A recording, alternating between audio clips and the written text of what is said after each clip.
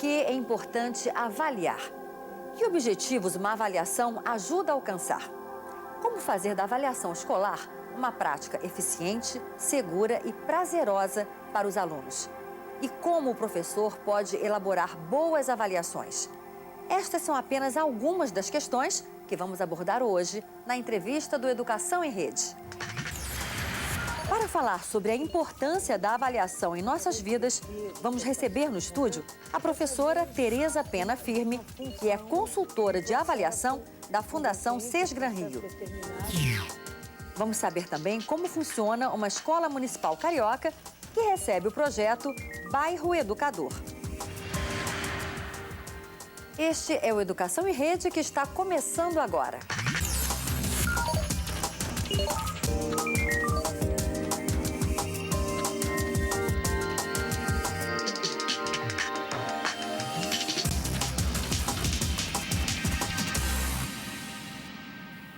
Foi-se o tempo em que as provas serviam apenas para o professor saber quem era bom aluno e quem não aprendia nada. Essa visão, com conotação excludente, foi superada. Hoje, a avaliação é vista como um importante instrumento para alcançar o principal objetivo da escola, que é fazer com que todos os alunos aprendam. Isso, no entanto, não é fácil, por causa das diferenças individuais. Será que só um tipo de avaliação pode atender a tantos alunos diferentes? A resposta é simples, mas dá trabalho. O professor deve criar diversas formas de avaliação. E é para falar sobre os desafios de uma avaliação competente que está conosco aqui no estúdio a professora Tereza Pena Firme, que é consultora de avaliação da Fundação Sesgran Rio. Tudo bem, professora? Bem-vinda. Muito bem, muito prazer. Professora Tereza, por que avaliar é fundamental no processo de ensino? Porque avaliar é realmente conhecer melhor o aluno, que é o objeto do processo de educação. É pela avaliação que você conhece o desenvolvimento do aluno, seu crescimento, suas aprendizagens, suas dificuldades, suas aspirações.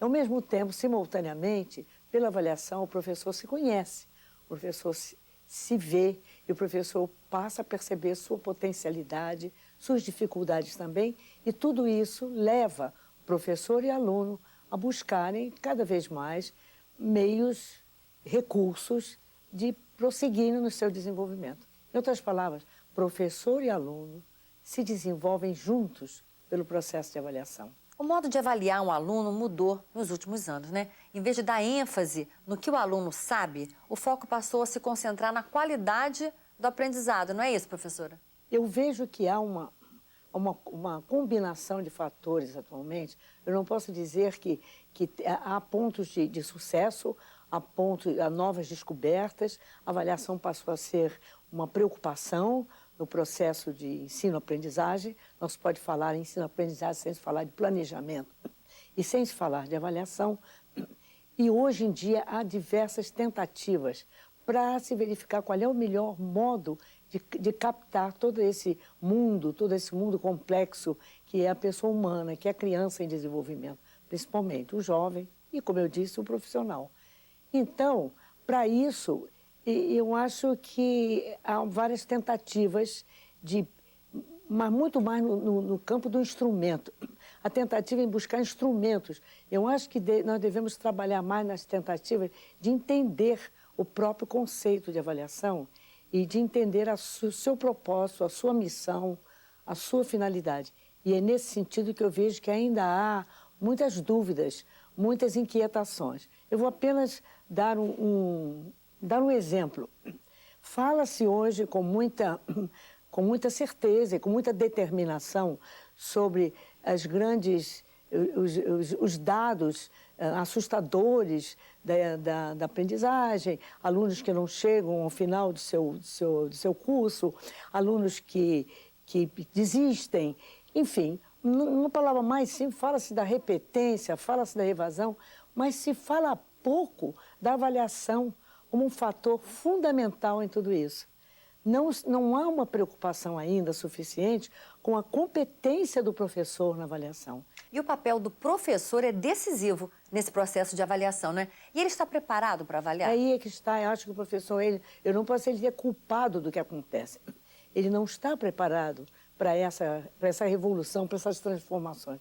Porque a ciência muda, as artes se desenvolvem, a vida, tudo muda, o mundo está em numa evolução constante, numa transformação constante. E os processos avaliativos ainda são processos retrógrados, muito antigos e muito preliminares ainda, eles não acompanham. O próprio professor que se desenvolve como educador, ele não se desenvolve como avaliador. Ele se desenvolve como um professor, até como planejador, mas pouco se faz pela capacitação do professor em avaliação.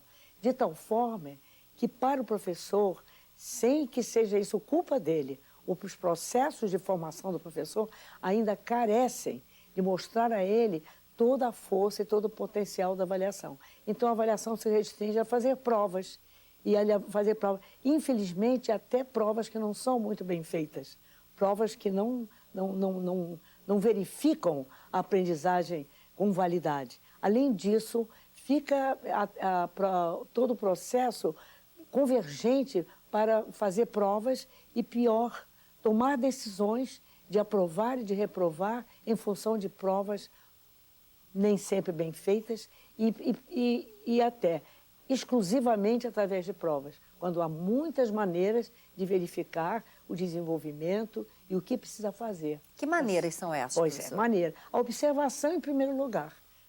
Escutar o aluno, ouvir o aluno. Procurar entender as suas dificuldades, ouvindo-o, observando-o, apreciando suas manifestações, registrando. E o registro da sua observação é fundamental. Um caderno de notas, um portfólio que ajuda a registrar esse desenvolvimento, os trabalhos de grupo, os trabalhos de equipe, ver a criança em ação, como se vê a capacidade de um professor? Em ação. Como se vê o desenvolvimento de uma criança? Em ação, na brincadeira. A criança mostra aquilo que sabe muito mais através do brinquedo e das suas manifestações espontâneas do que através de uma função, de um processo convergente, um processo determinado e, às vezes, tão incompleto. E fica uma lacuna na observação da criança.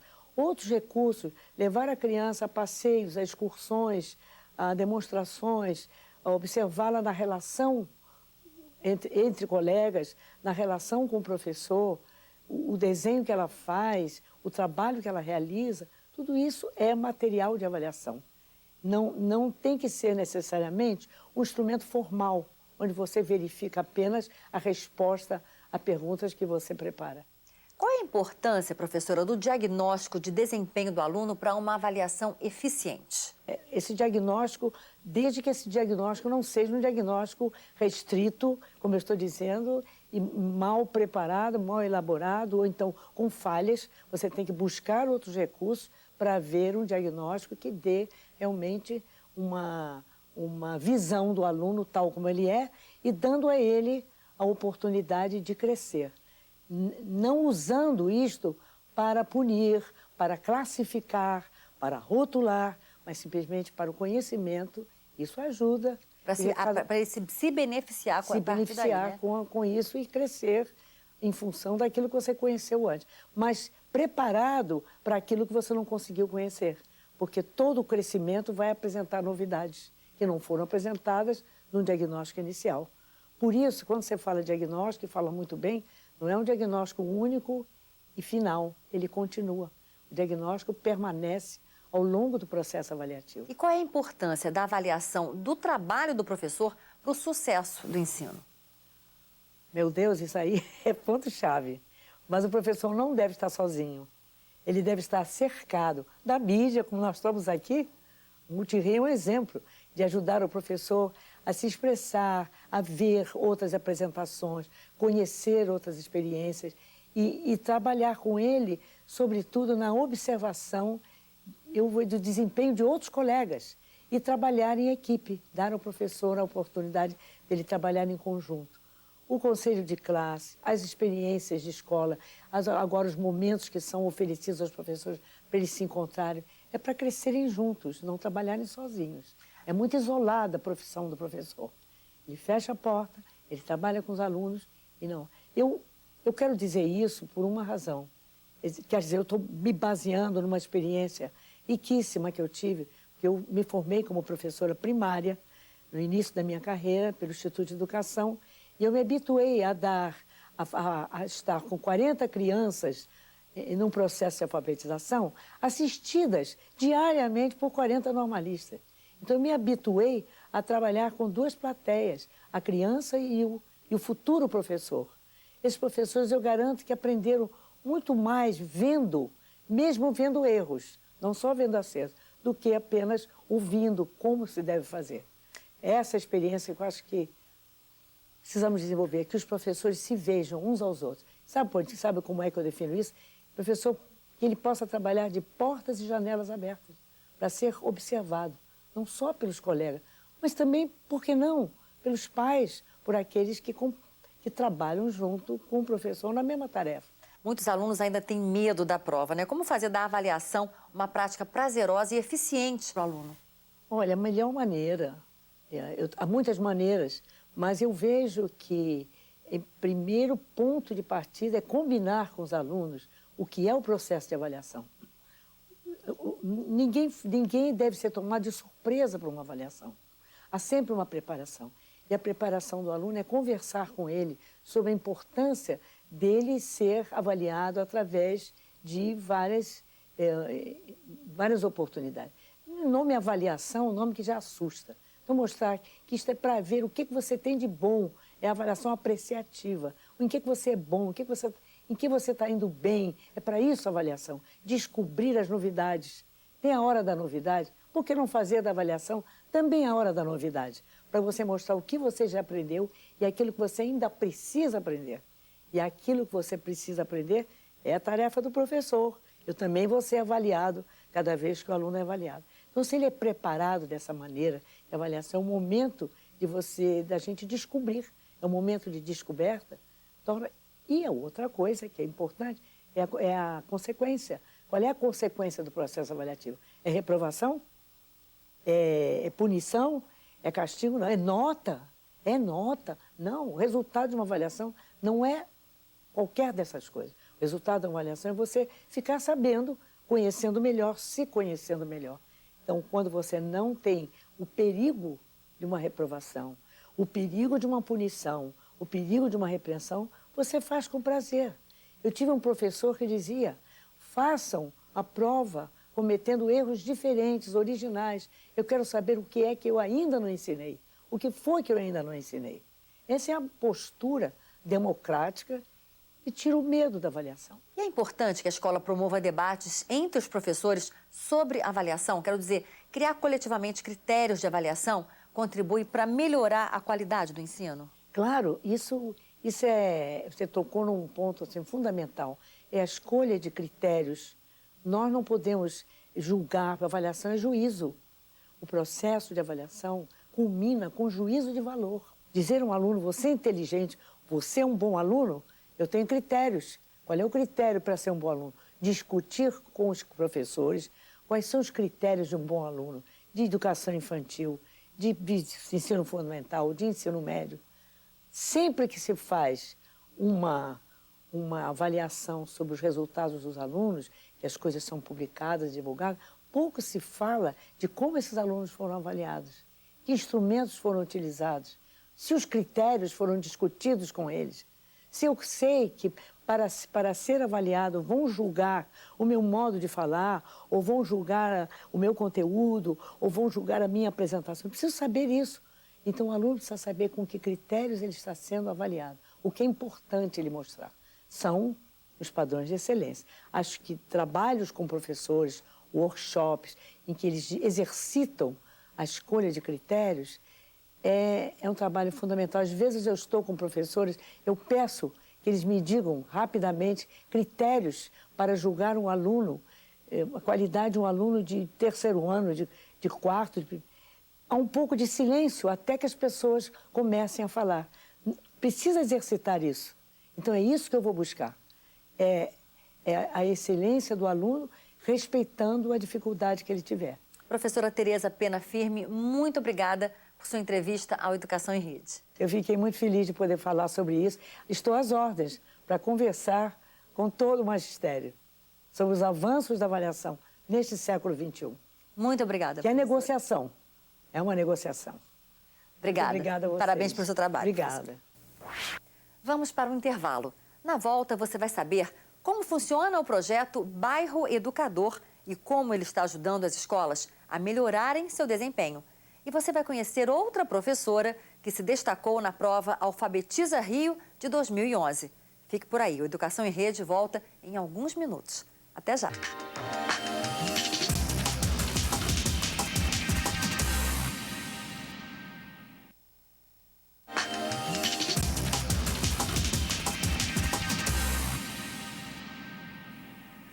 O funk é uma modalidade musical muito viva nas periferias brasileiras. Já foi marginalizado, mas hoje é respeitado como uma importante manifestação artística.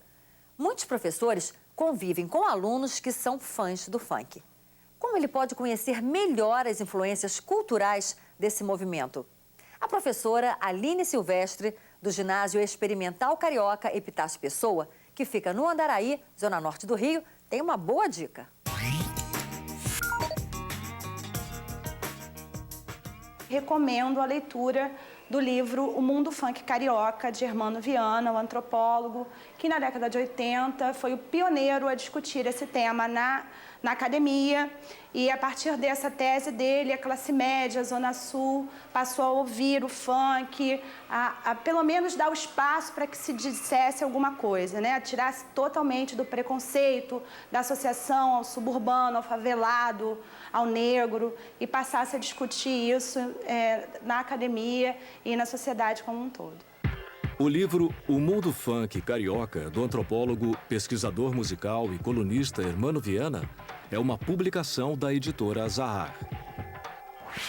Para envolver mais as comunidades do entorno na vida das escolas, a Secretaria Municipal de Educação do Rio de Janeiro criou o projeto Bairro Educador, que atua em todas as 151 escolas do Amanhã. Nós visitamos uma delas, o CIEP Dom Oscar Romero, que fica em Irajá, na zona norte da cidade. Uma das ações do projeto visa valorizar a cultura afro-brasileira entre os alunos. Pode parecer pouco, mas isso já está ajudando a melhorar a qualidade do ensino. Veja só.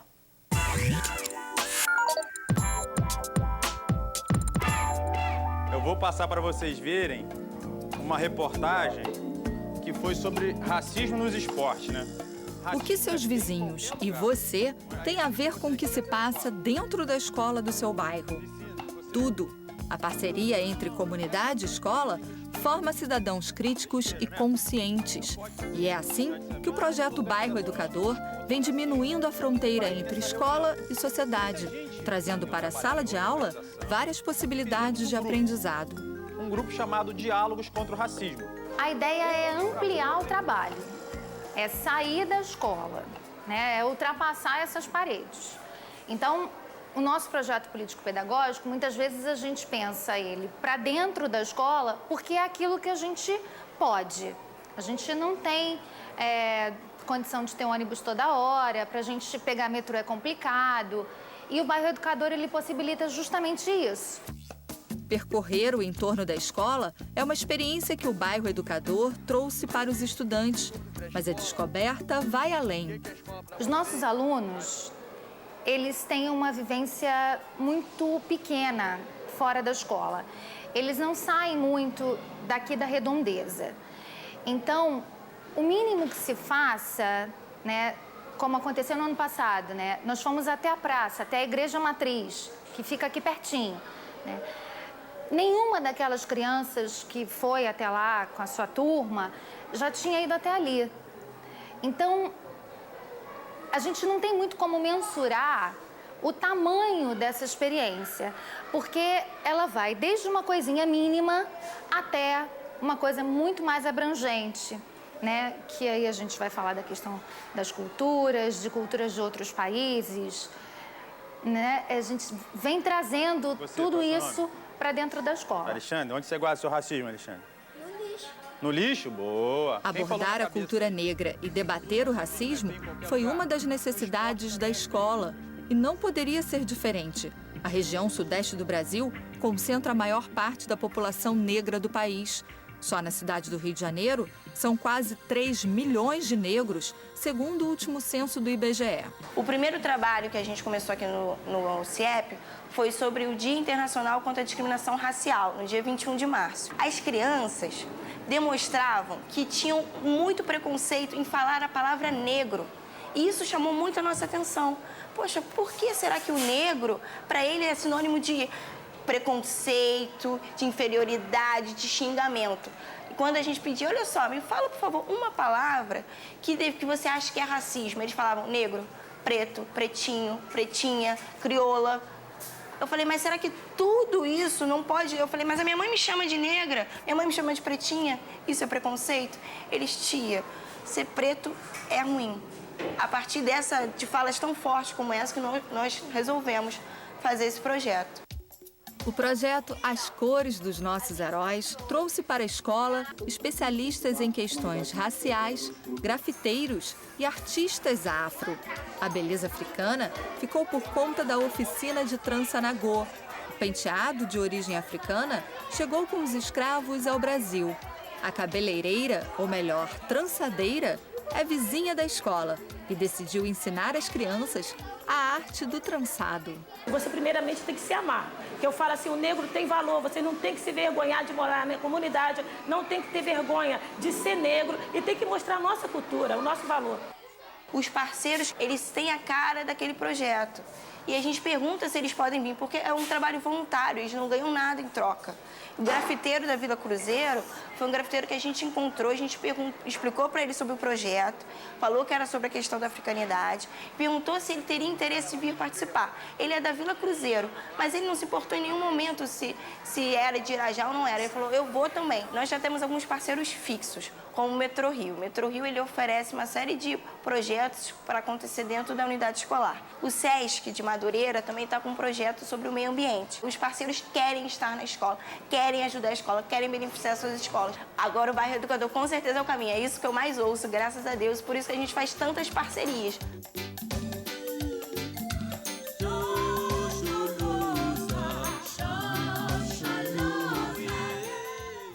O Educação em Rede vem apresentando uma série sobre as professoras com o melhor desempenho na prova Alfabetiza Rio 2011. Hoje você vai conhecer a professora Simone Macedo Alcântara. Ela trabalha no CIEP 1º de Maio, que fica na comunidade de Antares, em Santa Cruz, na zona oeste do Rio. Ela destaca que o apoio da gestão contribui para a ideia de que o aluno pertence a toda a escola.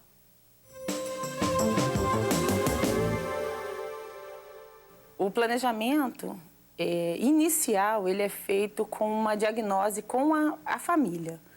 Eu procuro conversar com cada responsável, vendo o que a criança, como é que é a criança em casa, como ela se comporta, como é a família, a estrutura familiar dela. E isso tudo eu vou relatando. Eu relato para que daí eu possa entender. Como é uma comunidade carente, eu tenho que entender o momento que a criança não veio bem porque a família está passando por um problema.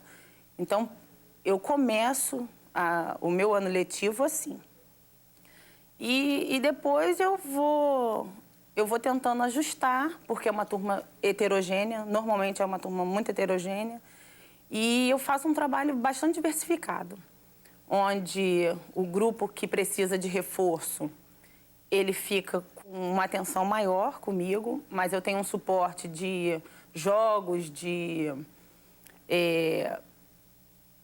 atividades mesmo de leitura, de escrita, que vão favorecer o grupo que já domina a leitura. A gente trabalha muito em cima de texto, onde dali eu posso explorar várias coisas, título, as letras, a pontuação, o espaçamento. E eu sempre procuro trazer o aluno junto comigo, onde ele vai fazer essas marcações. Nós trabalhamos muito com material concreto, com o alfabeto móvel. Sempre eu procuro trabalhar com o lúdico, entendeu? Então, assim, através de histórias que eles já conheçam, porque dá uma sensação de mais segurança para eles. Eu tenho umas fichas de leitura também. Então, para essas que não dominam a leitura ainda, são frases mais simples, entendeu? Para que eles sintam a segurança de que eles são capazes também. Dentro da sala de aula, nós temos cantos diversificados. Nós temos o cantinho da leitura, onde, ao término das atividades, eles podem manusear de forma livre o livro que eles quiserem e podem ler, podem trocar também entre eles, mas ao término das atividades. Nós temos também cantos de materiais concretos, onde eles podem fazer contagens. Então, a sala ela tem vários cantinhos que podem ser trabalhados, vários conteúdos ali. O objetivo do CIE 1º de Maio é que todos saiam lendo. Então, há uma parceria muito grande entre professores, coordenação, entre a equipe, como é uma escola do amanhã, tem uma equipe do Mais Educação, que também nos auxilia. Então, o que acontece? Nós temos um momento que as crianças elas vão para umas atividades e que nós ficamos com um grupo de reforço. Como o nosso aluno ele não pode... eu não posso desistir daquele aluno. Então, se ele não conseguiu alfabetizar comigo, naquele momento ele não está, o processo, o mecanismo da leitura, ele não conseguiu, eu tenho outras professoras que ajudam, dando um suporte, fazendo um trabalho também, e a equipe do Mais Educação, eles também ajudam muito, dando atividades de reforço para esse grupo que não conseguiu alcançar. O aluno é da escola, não é de um professor só. E o Educação em Rede fica por aqui. Nos vemos no próximo programa. Uma ótima semana a todos e até lá. Tchau. O Multirrei é um exemplo de ajudar o professor a se expressar, a ver outras apresentações, conhecer outras experiências e trabalhar com ele, sobretudo, na observação do desempenho de outros colegas. A gente percebe que a unidade escolar está fechada em si mesmo. E o projeto Bairro Educador, né, sendo executado por uma ONG, ele exemplifica isso. A vontade que a sociedade civil tem de ajudar a escola, os alunos. O negro tem valor, você não tem que se vergonhar de morar na comunidade, não tem que ter vergonha de ser negro e tem que mostrar a nossa cultura, o nosso valor.